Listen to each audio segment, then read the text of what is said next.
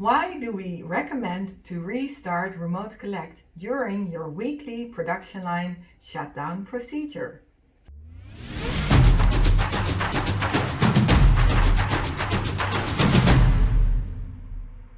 Hi, I'm Rose from Full Fact, and in this video I will explain why we recommend to do a weekly restart of Remote Collect. When Remote Collect has been active for a long time, this might result in a high internal memory usage. When this occurs, it impacts the performance of the Remote Collect controls, leading to slow reaction times and even impacting other applications on the PC. The Remote Collect memory usage can be monitored through the Task Manager. An automatic or manual shift change will not result in a total clearance of the used internal memory.